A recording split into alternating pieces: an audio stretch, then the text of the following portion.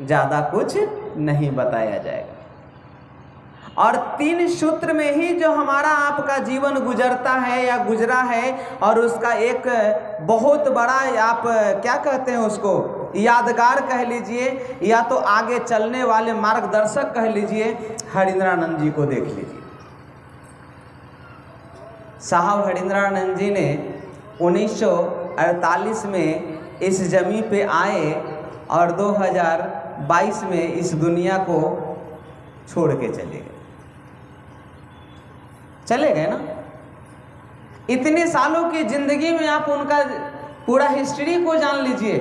पूरा हिस्ट्री यही कहेगा कि वह 8 साल की उम्र से लेकर के 74 साल की उम्र तक उन्होंने शिव को दिया है। हम आपने क्या दिया महादेव को?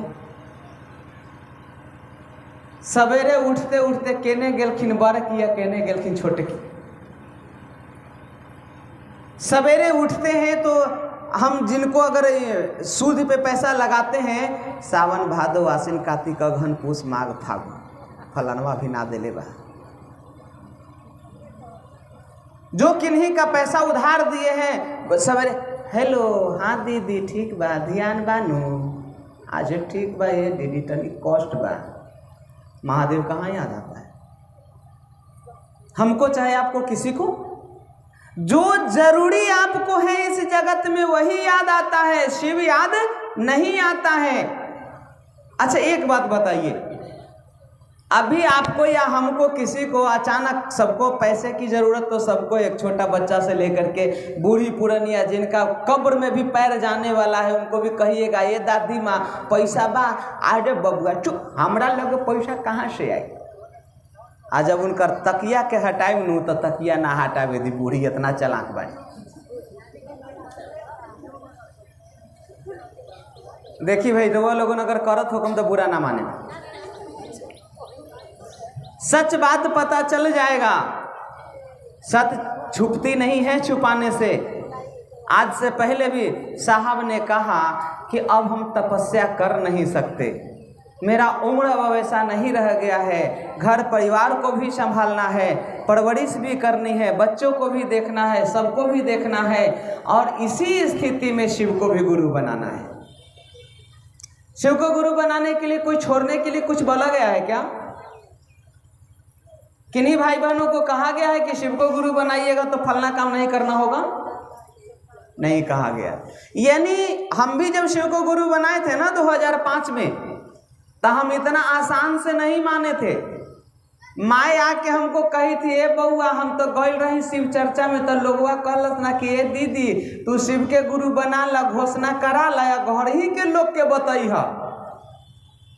माँ के लोग जैसे बतौला ऐसे भी माँ बहन बहुत ज़्यादा भावुक हो जाती है। जानते हैं क्यों?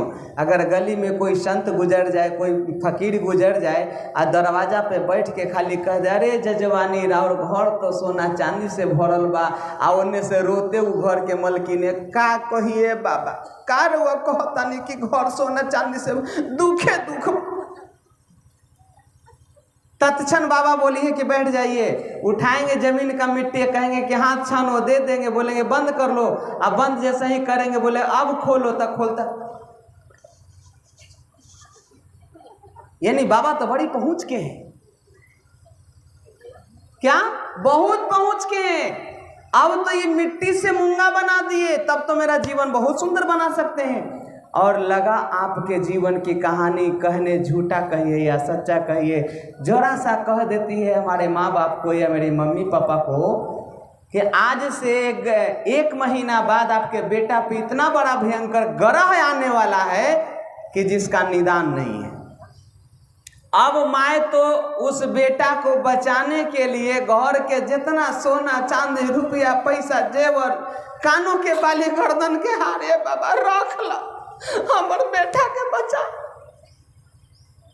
अरे जिसने जन्म दिया है उसके हाथों में ले जाना है, उसके हाथों में मारना है। ये आप तो ठगने आया है, क्यों ठगा रहे हैं? तो ठगाते तब है जब हमारे आपके पास ज्ञान नहीं है। अब किचन में आप हैं, खीर बनाने नहीं आ रहा है, डालना है चीनी, डाल दिए हैं नीमक, कितना बढ़िया होगा। खाना बनाने गए हैं, डालना है सब्जी में कड़ुआ तेल, डाल दिए हैं केरासन तेल, कितना बढ़िया हो जाएगा। यानी हर चीज में ज्ञान की जरूरत है, और बिना ज्ञान का एक कदम आप नहीं चल सकते हैं, नहीं चल सकते हैं हम आप। अब तो पता चला कि हमें गुरु की जरूरत है हर काम में।